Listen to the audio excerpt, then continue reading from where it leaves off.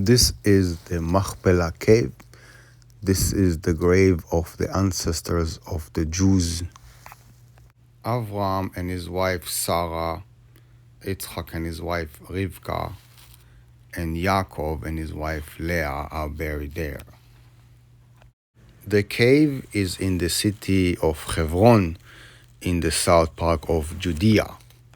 The area of Judea is from Jerusalem in the north and Hebron to the south.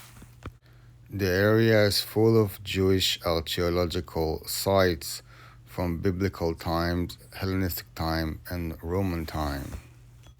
In the picture is the ruins of the Jewish city Susia.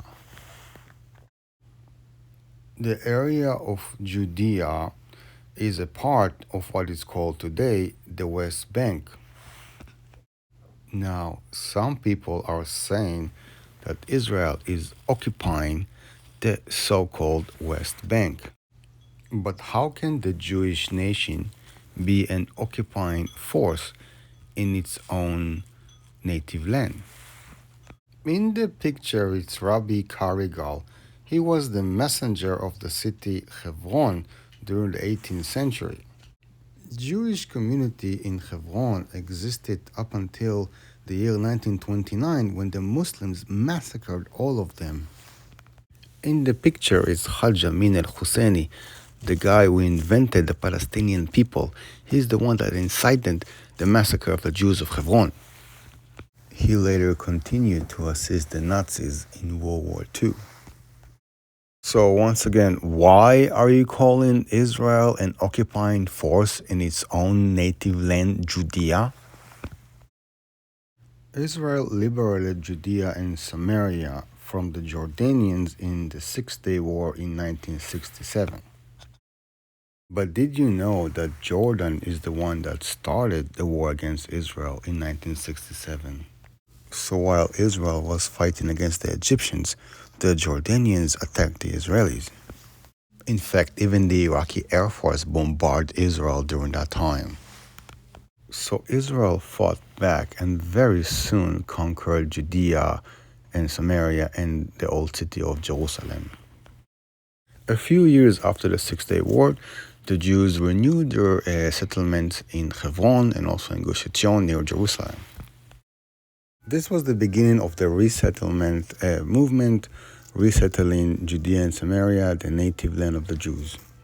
Now, jumping forward to now. Right now, Judea and Samaria is divided to three areas, A, B, and C. A belong to the Arabs, B is a mutual area, and C is under Israeli control.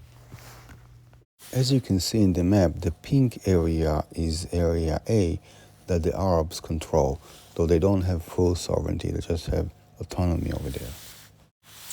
This means that Israelis are not allowed to enter those areas. As you can see in the map, the dark brown area is under Israeli control, though no Israeli sovereignty. So the city of Ariel, which is the biggest Jewish settlement in Judea and Samaria, it has an Arab area to the south and a mutual area to the north of it. The pink area is controlled by the Palestinian Authority. The Palestinian Authority is controlled by the PLO, terror organization. And this is why the Israeli army must enter those areas controlled by the Arabs all the time to keep the peace and to fight against terrorists. I also had to do it during my service in the IDF 20 years ago.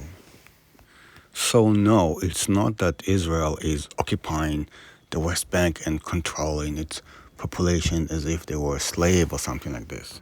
You do see in the map how those areas are right next to the central population of Israel.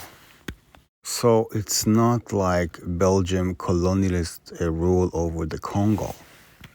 This is Jewish land. This is why the Jews are so happy to be back in it. Why again are you called an occupied territory? Jews have been living consistently in the land of Israel in the past 3,000 years. This is their land.